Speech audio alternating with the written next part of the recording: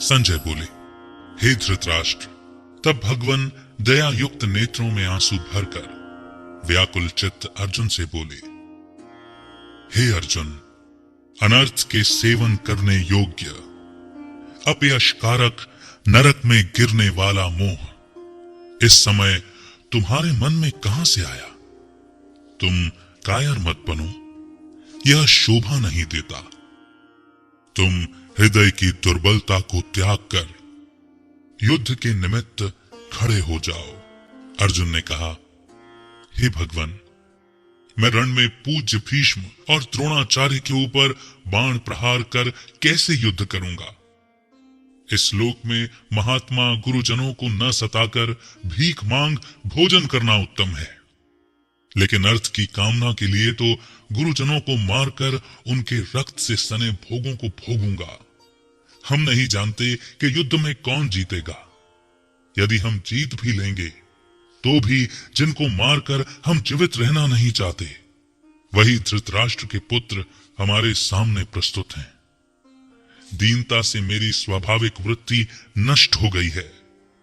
धर्म के विषय में मेरा चित्त मोहित हो गया है। मैं आपसे पूछता हूं, जिससे निश्चय करके मेरा भला हो, वह मुझसे समझा कर कहिए, क्योंकि मैं आपका शिष्य हूं और आपकी शरण में हूं। अतः मुझे ज्ञान शिक्षा दीजिए। मुझे पृथ्वी का निष्कंटक राज्य मिल जाए और देवताओं का भी आधिपत्य मिल जाए, तो भी कोई ऐसा उपाय नहीं दिखता कि जो मेरी इंद्रियों को दुखाने वाले शोक को दूर करे। हे गोविंद, मैं युद्ध नहीं करूंगा। ये कहकर अर्जुन चुप हो गए। संजय बोले, हे राजन, दोनों सेनाओं के बीच में खिन्न होकर बैठे अर्जुन से भगवान ने ये वचन कहे, हे अर्जुन, जिसके लिए शोक नहीं करना चाहिए तो उसके लिए शोक करता है, और ज्ञानियों के से वचन तो कहता है, परंतु ज्ञानी लोग न मरों का सोच करते हैं न जीवितों का। यह बात असंभव है कि मैं पहले न था, तुम भी न थे, और ये राजा भी न थे, इसके बाद भी न रहेंगे। जैसे देहधारियों की इस देह का लड़कपन, जवानी, बुढ़ापा ये अवस्था होती है, वैसे ही मृत्यु के बाद दूसरी देह की भी होती है। इसीलिए ज्ञानी लोग शोक को प्राप्त नहीं होते। इंद्रियों का शब्द आदि विषयों से संजोग जाड़ा गर्मी आदि सुख दुख देने वाला है। आने जाने वाले और नाशवान जानकर इन्हें सहन कर। हे कुरुश्रेष्ठ, सुख दुख को समान मानने वाले जिन वीर पुरुषों को ये बाह्य पदार्थ क्लेश नहीं देते, वह मुक्ति पाने के अधिकारी हैं। असत का तो अस्तित्व नहीं है और सत का अभाव नहीं है। इस प्रकार दोनों को ही तत्वज्ञानी आत्माओं ने देखा है। जिसमें ये सारा संसार व्याप्त है, उसका विनाश करने में कोई समर्थ नहीं है। इस अविनाशी, अचिंत्य और नित्य जीवात्मा के ये सब शरीर नाशवान हैं। अतएव हे भारत, तुम युद्ध करो। जो मनुष्य इस आत्मा को मारने वाला तथा मरने वाला मानते हैं, वे दोनों ही ज्ञानी नहीं है, क्योंकि यह आत्मा न मरती है न कभी जन्मती है, न मृत्यु को प्राप्त होती न कभी जन्मी थी और न कभी मरेगी। यह अजन्मा, नित्य, कभी न घटने बढ़ने वाली और सनातन है। शरीर के नष्ट होने पर भी वह नाश को प्राप्त नहीं होती। जो मनुष्य इस आत्मा को नित्य, अविनाशी, निर्विकार और अजन्मा जानता है, वह किसको घात करावेगा और किसको मारेगा। जिस प्रकार मनुष्य पुराने वस्त्र फेंक कर नया वस्त्र ग्रहण करता है, उसी प्रकार आत्मा पुरानी देह को छोड़कर नई देह धारण करती है। आत्मा को शस्त्र नहीं काट सकते हैं, अग्नि जला नहीं सकती है, जल भिगो नहीं सकता है। वह न भीग या गल सकती है और न सूख सकती है।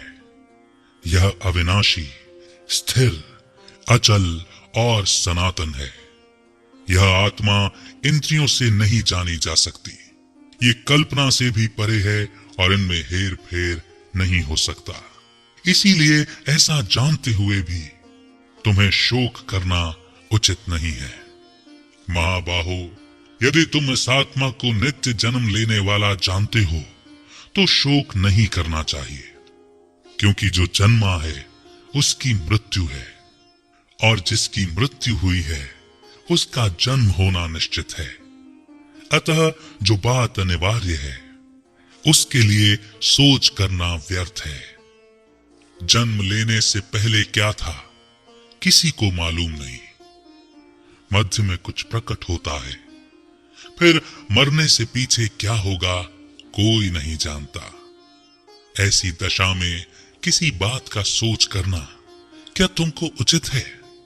कोई मनुष्य तो इस आत्मा को आश्चर्य से देखता है, आश्चर्यवत वर्णन करता है, कोई आश्चर्यवत मानकर सुनता है, परंतु कोई देख कह व सुनकर भी भली प्रकार नहीं जानता है। सबके शरीर में यह आत्मा नित्य अविनाशी है। अतः सभी प्राणियों के लिए तुमको सोच करना उचित नहीं है, क्योंकि क्षत्रियों को धर्म पूर्वक युद्ध से बड़ा और कुछ भला करने वाला नहीं है। हे पार्थ, बिना इच्छा किए स्वर्ग का द्वार रूप युद्ध तुमको स्वतः प्राप्त हुआ है। ऐसा सुअवसर भाग्यवान क्षत्रिय को ही मिलता है।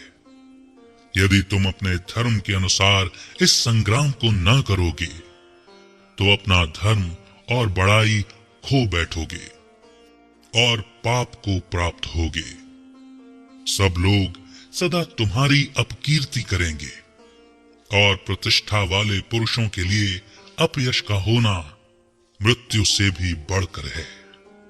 तब ये महारथी समझेंगे कि अर्जुन डरकर संग्राम से हट गया, और सब लोग तुम्हारे पराक्रम की निंदा करते हुए अनेक तरह के दुर्वचन कहेंगे।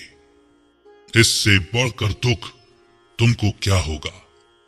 यदि युद्ध में नष्ट हो गए तो स्वर्ग के भागी होगे, जीतने पर पृथ्वी का राज्य करोगे। इसीलिए युद्ध के निमित्त दृढ़ प्रतिज्ञ होकर खड़े हो जाओ। सुख दुख, लाभ हानि, जय पराजय, इनको सब समान समझकर युद्ध के लिए तैयार हो जाओ। ऐसा करने से तुम पाप को प्राप्त नहीं होगे। हे पार्थ, ये ज्ञान उपदेश ज्ञान योग के विषय में तुझसे कहा गया। अब निष्काम कर्म योग के विषय में सुनो। जिस ज्ञान को पाकर कर्म बंधन से तेरी मुक्ति होगी।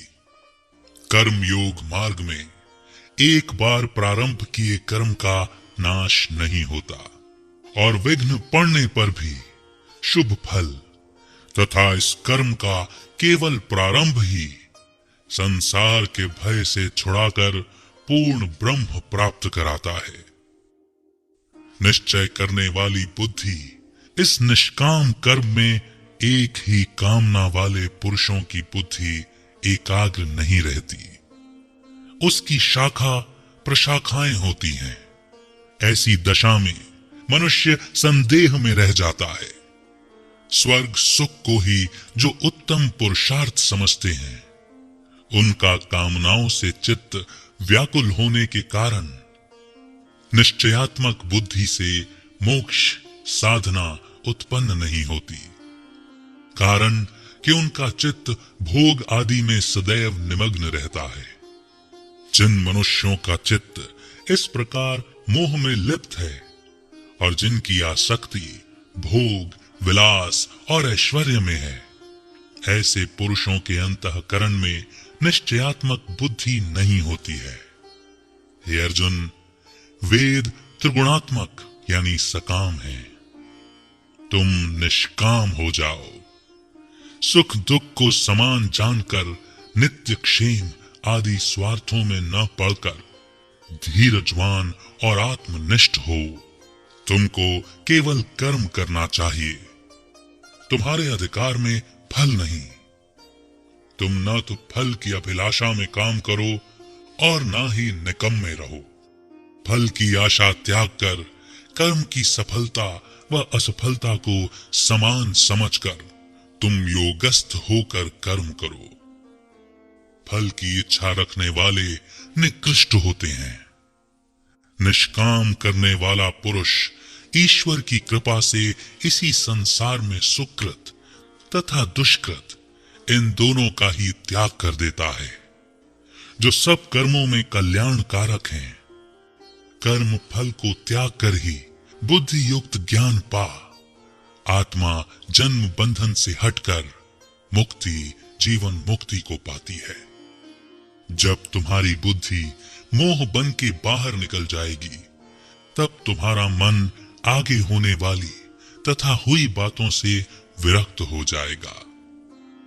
अनेक श्रुति स्मृतियों के वचनों को सुनने से तुम्हारी बुद्धि भ्रमित हो गई है।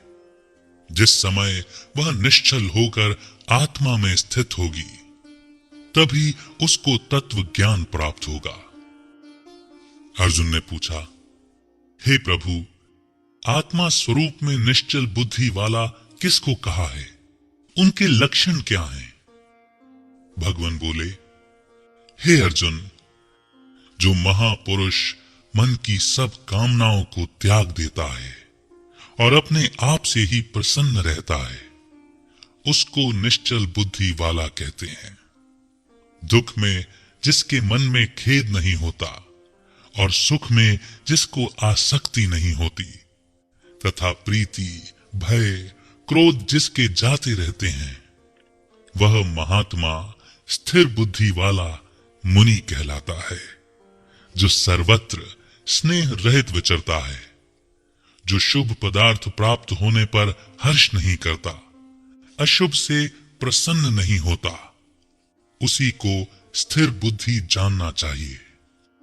और कछुआ जैसे अपने अंगों को सिकोड़ लेता है, उसी तरह जो मनुष्य अपनी इंद्रियों को विषय से हटाता है, उनकी बुद्धि स्थिर जाननी चाहिए। हे अर्जुन, मोक्ष का प्रयत्न करने वाले विद्वान व्यक्ति को भी प्रबल इंद्रियां बलात् उसके मन को जीत लेती हैं। इसीलिए सब इंद्रियों को विषयों से रोके मेरे लिए तत्पर हो जावे। जिसने इंद्रियों को वश में कर लिया है, उसकी बुद्धि निश्चल है। जो मनुष्य विषयों के ध्यान में रहता है, उसमें उसकी आसक्ति हो जाती है। आसक्ति होने से कामना होती है। इच्छा के पूर्ण न होने से क्रोध से अविवेक होता है। अविवेक से स्मरण शक्ति नष्ट हो जाती है। स्मरण शक्ति के नष्ट होने से बुद्धि क्षय हो जाती है। जिसकी बुद्धि का नाश हुआ, वह विनाश को प्राप्त होता है।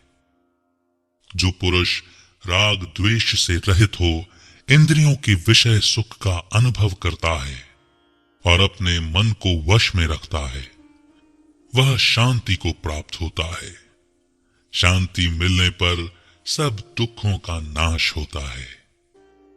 प्रसन्न चित्त वाले की बुद्धि तुरंत निश्चल हो जाती है। जो मनुष्यात्मा योग युक्त नहीं है, उनको निश्चल बुद्धि उत्पन्न नहीं होती। भावना के न होने से शांति प्राप्त नहीं होती। अशांति को सुख कहां से मिलेगा? इस कारण हे महाबाहो, जिसने कर्मेंद्रियों को विषयों से सर्वथा रोक रखा है, उसी की बुद्धि स्थिर है। जो सब प्राणियों की रात होती है, उसमें संयमी जागता रहता है, और प्राणी मात्र जिस समय जागते हैं, मुनिजनों की वह रात्रि है। जल से भरे पूर्ण समुद्र में जल भरने पर भी वह अपनी मर्यादा पर ही रहता है। उसी तरह जिस मनुष्य में इच्छा न रहने पर भी सब भोग उसे विचलित न करते हुए प्रवेश करते हैं, उसी को शांति मिलती है। विषयों की इच्छा करने वाले को शांति नहीं मिलती।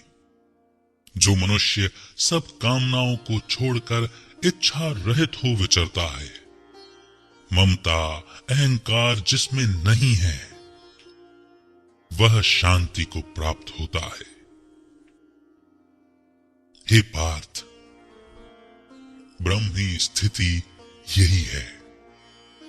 ऐसी स्थिति मिल जाने पर प्राणी फिर मोह में नहीं फंसता और अंत समय में निर्वाण ब्रह्म प्राप्त होता है।